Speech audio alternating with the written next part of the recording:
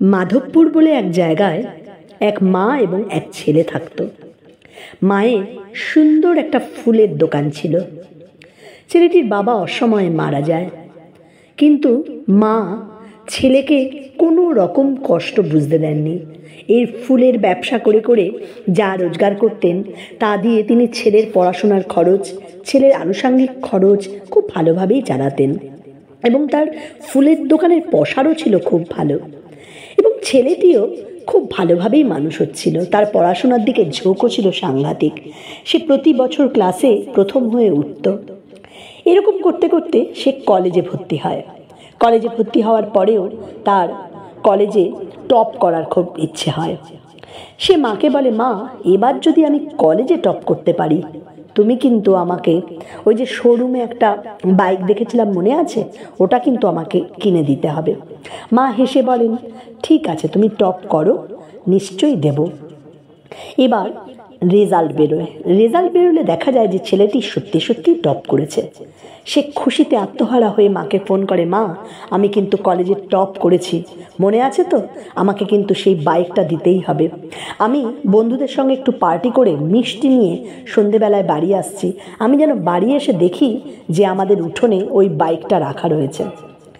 মা হেসে বলেন, ঠিক আছে। এবার ছেলেটি পার্টি করে একটু বেশ সন্ধ্যের পরে বাড়িতে ফেরে। বাড়িতে ঢুকতে ঢুকতে দেখে যে উঠোনের কাছে কোনো রকম বাইক রাখা নেই। এটা দেখে তার খুব মন খারাপ হয়ে যায়। সে ঘরে ঢুকে মাকে বলে, তোমাকে আমি বললাম যে আমি যেন এসে দেখি বাইকটা থাকে, আর তুমি এইটুকু আমার জন্য করতে পারলে না।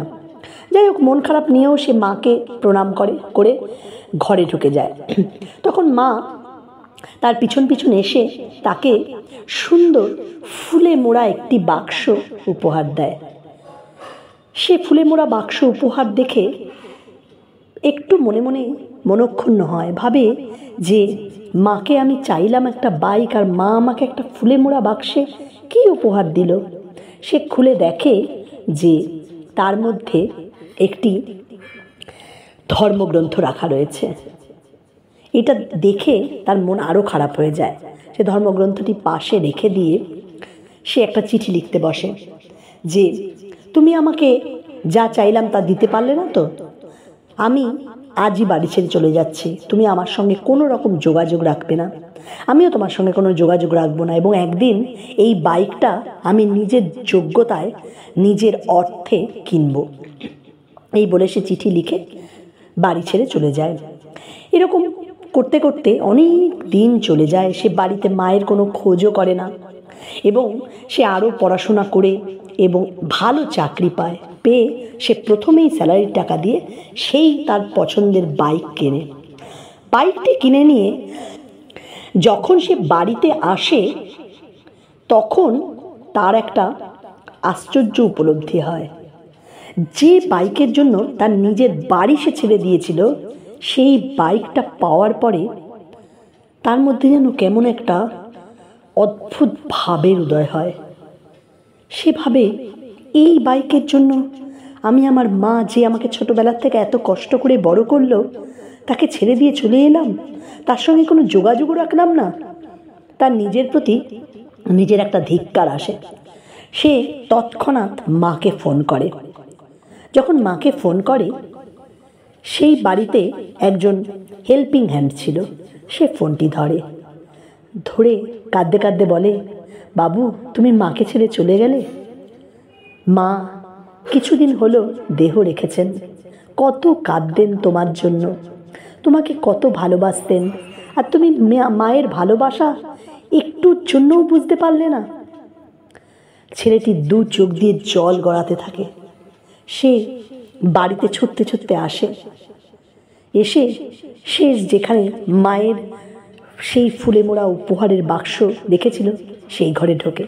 দেখে যে ফুলগুলো শুকিয়ে গেছে, কিন্তু যে ধর্মগ্রন্থটি মা তাকে উপহার দিয়েছিল, সেই ধর্মগ্রন্থটা খোলার পরে সেখানে প্রথমেই একটি মায়ের লেখা চিঠি পায় যে, আমি তোমাকে তোমার ইচ্ছা পূরণের জন্য যে বাইক তুমি চেয়েছো সেটা তো দেবই, কিন্তু তোমাকে আমি কিছু সংস্কারও উপহার দিতে চাই। এই ধর্মগ্রন্থ হলো সেটি। তুমি সারা জীবন এই সংস্কারগুলো নিয়েই বড় হয়েও। তারপরেই তার দেখে যে সে বইয়ের ফাঁক থেকে বাইকের চাবিটি পড়ে যায় এবং তার বিলটাও সে দেখতে পায়। অঝোর ধারায় তার চোখ দিয়ে জল পড়তে থাকে। সে ভাবে সে একবারও বইটা একবার খুলে দেখলো না, আর মায়ের প্রতি অভিমানে মাকে ছেড়ে সে বাড়ি থেকে বেরিয়ে চলে গেল। বন্ধুরা, আমাদের জীবনে এরকমই হয়। আমরা আমাদের যে কোনো একটা ছোট উপহার হোক, বড় উপহারই হোক, আমরা সেগুলোকে কীরকম অগ্রাহ্য করে ফেলি, শুধু আমাদের যেটা চাহিদা সেটার দিকে এতটা মনোযোগী হই। ভগবান কিন্তু আমরা যা চাই সেটা আমাদেরকে দেন নিজের মোড়কে। আমাদেরকে চেনার জন্য তিনি সেই পরীক্ষাটা নেন।